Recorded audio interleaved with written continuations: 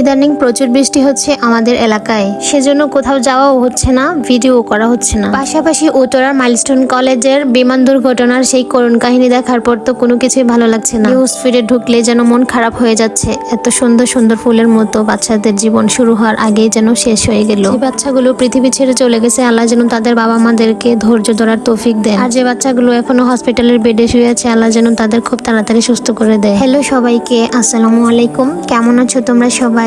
আলহামদুলিল্লাহ, আমি তো অনেক ভালো আছি। আশা করি তোমরাও ভালো আছো। তো আজকে হঠাৎ করে বের হয়ে গেলাম ছোট বোনকে নিয়ে বাঞ্ছারামপুরে। অনেক সুন্দর একটা রেস্টুরেন্ট হয়েছে সেখানে। অনেকদিন পর আজকে বের হলাম, আর সাথে আমার বোনকে নিয়ে বের হয়েছি। ফাইনালি আমরা চলে আসলাম, আর এটা ছিল মন খুশি রেস্টুরেন্ট। আর এটার লোকেশনটা হচ্ছে উপজেলা রোডের উত্তর পাশে জাহাঙ্গীর টাওয়ারের নিচতলায়। রেস্টুরেন্টটি মেবি ঈদের দিন থেকেই ওপেনিং হয়েছিল, যদিও আমি প্রথমবার এসেছি। এখানে রেস্টুরেন্টে ঢুকে আমার কাছে বেশ ভালো লেগেছে। আমাদের বাঞ্ছারামপুরে এত সুন্দর ইউনিক একটা রেস্টুরেন্ট আমরা পাবো এটা ভাবাই যায় না। যাই হোক, আমার কাছে পার্সোনালি অনেক ভালো লেগেছে, কারণ রেস্টুরেন্টে সবকিছু একদম ইউনিক ছিল। আরেকটা কথা বলি, আমি কোনো রিভিউ বা কোনো কিছু দিচ্ছি না, আমি আমার পার্সোনাল লাইফ নিয়ে আমি ভিডিও করি। তো আমার পার্সোনাল পছন্দ থেকে আমি আমার ভালো লাগাগুলো জাস্ট শেয়ার করেছি। আর এই পাশে খুব সুন্দর একটা মিরর ছিল।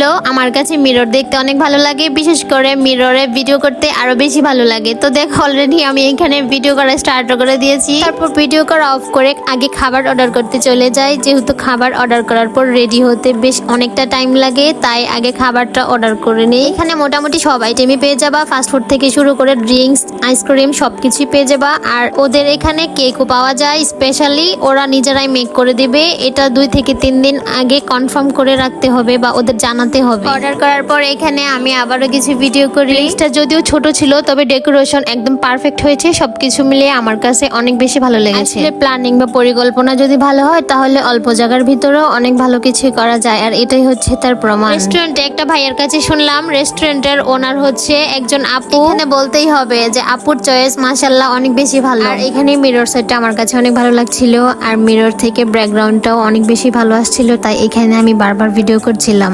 ফাইনালি আমাদের খাবার চলে আসলো। এখানে আমি অর্ডার করেছিলাম স্পাইসি উইংস, আর ওদের স্পেশাল যে পিৎজা ছিল ওইটা, আর এখানে 2টা মিক্স আইসক্রিম ছিল, দুজনের জন্য 2টা। আর একটা বিষয় হচ্ছে, এখানে যে স্পাইসি উইংস ওইটা ওদের মেনু কার্ডে এখনো অ্যাড করা হয়নি। আমি যেদিন গিয়েছিলাম ওরা বলতেছিল ওদের পেজে নাকি ওই দিনে ওটা লঞ্চ হয়েছে, তো আমি ওদের পেজ থেকে দেখে ওটা আমি অর্ডার করেছিলাম। এখানে আইসক্রিমের লোকটা জাস্ট দেখো, দেখে মনে হচ্ছে অনেক মজা হবে। আসলেই অনেক বেশি মজা হয়েছে, সত্যি বলতে আমার কাছে খুব ভালো লেগেছে। এখানে আমি পিৎজা দিয়ে ট্রাই করি। এটা ছিল ওদের স্পেশাল পিৎজা, চিজ ভরপুর ছিল, আর চিকেনের কোয়ান্টিটিও বেশ ভালো ছিল।